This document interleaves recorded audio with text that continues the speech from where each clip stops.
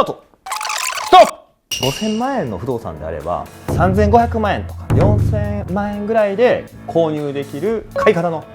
そんな安く買えるんですか？それが一時情報。スーモとかアットホームに掲載されていない不動産の情報が入札形式、オークションみたいな、過去に撮影した動画をベースにスタートス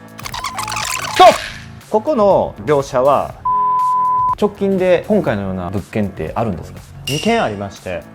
2件取引された事例、売り出し事例ご覧いただきながら、だいたいこれぐらいの価格になるんじゃないかなという、今日は特別にご説明差し上げます。2ポイントの池内です。池内さん、はい、今日は何かお得な情報があるとお聞きしたんですが、お得な情報というよりお得な購入の仕方あります。どういった買い方ですか？例えば5000万円くらいの不動産でしたら3500万円とか4000万円ぐらいで購入できる可能性のある買い方の、そういった今日はお話になります。そんな買い方って本当にできるんですか？今日は特別にご説明申し上げます。お願いします。はい、2ポイント。例えばしゅんちゃんが不動産を購入する。しゅんちゃんはどこからどういうふうにして不動産を購入しようとされますか？そもそも家買ったことないんですよ、不動産を。わからないです買ったことがない。では今日買う必要ができた、そのつもりでどうやって買うか一回想像していただいてお答えください。私が不動産を買うとしたら、まずネットで探しますね。不動産の情報が載ってる、スーモですとか、そういったところから探しますね。スーモスーモスーモスーモのスーモ。それです。はい。はい。例えば不動産会社さんにご相談されたりとかで物件情報を集めていかれる。そうなると思いますね。はい、はい。そのスーモアットホーム、そこに載ってる情報っていうのは誰が登録入力されて皆さんが見れる状態に、しゅんちゃんが見れる状態になってるんですか？スーモだったらスーモの人じゃないですか。緑のケムクじゃなスーモの人。いやいや、そこのスタッフの方、スタッフの方ね。はい、スーモのスタッフの方が入力していただいてるんじゃないかと思います。まあ皆さんそう思っていらっしゃるかもしれないですね。はい。実は情報登録自体は世の中に数多くある不動産の会社の営業の方、事務職の方が登録されてるんですよ。じゃあその不動産屋さんがはい、スーモのインターネットに載せてるということですか？そうです。その情報を皆さんがご覧になられている。じゃあここで質問。その不動産屋さんはその情報をどうやって入手してスーモアットホームに掲載してるんですか？ちょっとわからないですね。例えば小さな不動産会社さんでしたら紹介、地元のお付き合い、ご身内のお付き合いで情報を入手されてスーモに掲載したりします。で、大きな不動産会社さん、例えば銀行関係のグループ会社、電鉄関係のグループ会社、そういった会社さんでしたらグループからの情報、銀行でしたら銀行のお客様、電鉄系でしたら電鉄関連のお客様、そういったところから情報をいただいてスーモさん、アットホームさんに掲載する、そういうのがありますよね。めっちゃ詳しいですね。はい、いましたからじゃあなんで安く買えることにつながるんですか？スーモとかアットホームに掲載されていない不動産の情報が世の中には3割くらいは最低あると言われている。これを一時情報っていうふうに一旦ここでは説明させていただいて、スーモに載る前の情報ってことですか？さすが鋭い例えば全体の一時情報が 30% ぐらいあるんじゃないかって言われてるんですけど、その 30% の物件をご検討いただいたら安く買える可能性が高くなると思いませんか？ちょっとあまりピンとこないですね。ピンとこないですか？じゃあ少し分かりやすくデータに基づいてご説明させていただきます。こちらのデータについては公益財団法人不動産流通推進センター、そういったところが提供している公に公開されているデータになります。こちらは不動産の制約登録件数をまず表示してます。令和7年度については25万2206件制約してますと、内訳をご覧いただいて、内訳についてですね、不動産会社が売り主として登録されている物件が5万3151件あります。代理として登録されているのが1529件あります。もちろんその後の専属専任一般媒介の登録もあるんですけども、そちらにも不動産会社さんっていうのは入ってるんですが、まず売り主登録、代理登録だけでですね、全体の契約登録件数、制約登録件数の 20%、これを占めてます。つまり先ほどご説明させていただいた全体の 30% ぐらいは不動産会社さんが所有していると、そういったことがこのデータ上おそらくそうだろうなるほど。じゃあもしかしてじゃあ不動産業者はその時安く買って、はい、それをスーモとかに高く載せてるってこと。さすが。こちらの令和7年度全体の契約登録件数のうちの2割3割が不動産会社さんが所有をして売り主であるということ、これを前提とした場合に、不動産会社さんは一つの物件の制約をしたときに、その物件の2割とか3割ぐらいは利益として載せてるんですね。つまり一時情報で仕入れた物件をアットホームやスーモに掲載されて制約された。でその物件の制約したという記録が二次情報として制約登録件数に反映されている。つまり全体の2割3割の情報っていうのは一時情報、そういうふうに考えることができませんか？確かに。じゃあ実際どれぐらいの金額になるんですかね。例えば2割3割安いということは、仮に5000万円の不動産であれば1000万円から1500万円ぐらいは不動産会社さんは利益であったり経費であったりということを想定して購入されていると。そんな安く買えるんですか？それが一時情報。さあめっちゃ安く買えるじゃないですか。そう思いますよねはい、あれ違思いますよね。はい、あれ違うんですか？やっぱり参入障壁みたいなものがあるんですよ。今日は特別にご説明差し上げます。2ポイント。大きく分けて3つあります。1つ、まずそんな情報が世の中には出回っていないまあこれはこれで当然かもしれないですね。まずこれが1つ目。そして2つ目、ほとんどの場合入札形式、オークションみたいな、つまり価格以外の条件を提示することができない。不動産屋さんは世の中に出ている不動産を2割から3割ぐらい安く仕入れるんですけど、その中でも競争はあるんですよ。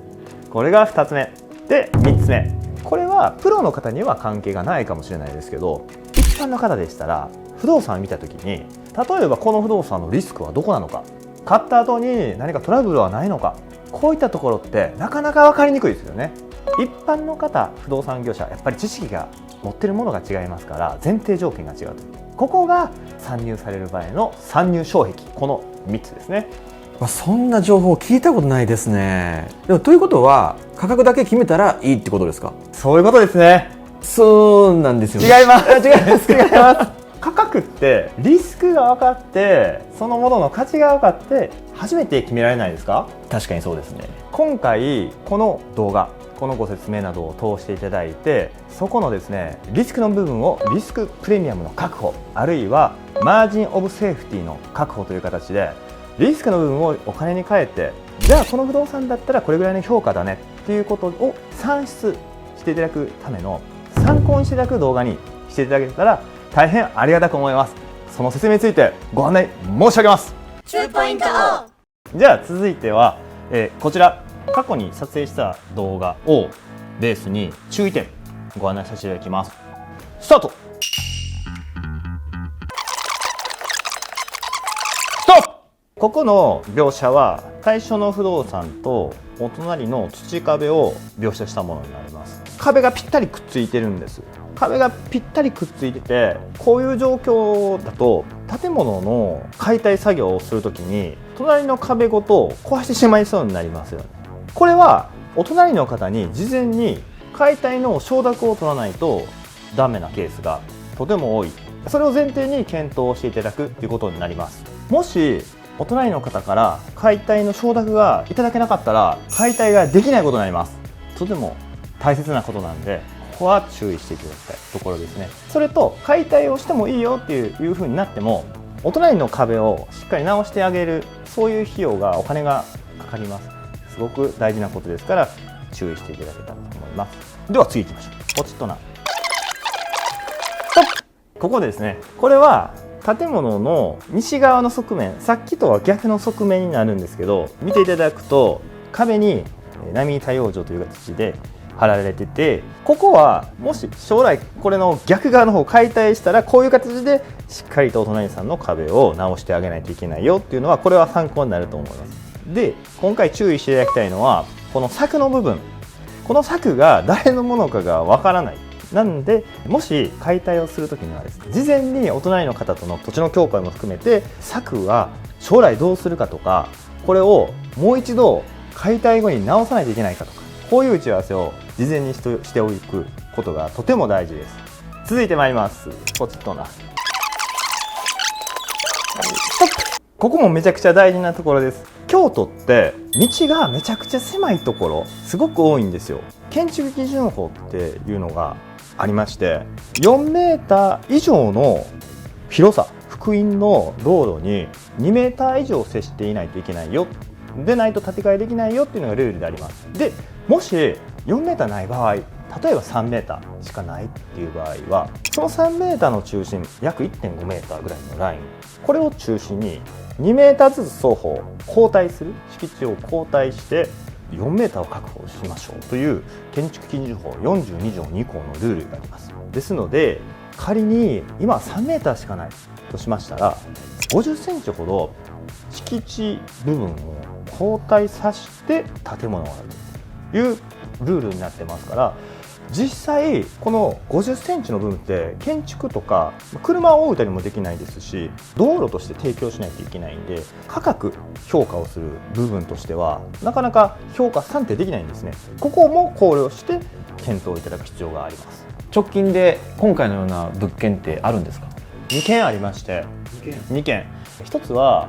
東山区33間堂京都国立博物館ハイアットリージェンシー京都さん、徒歩5分ぐらいのところにある京町屋が1つ、珍しいですよね。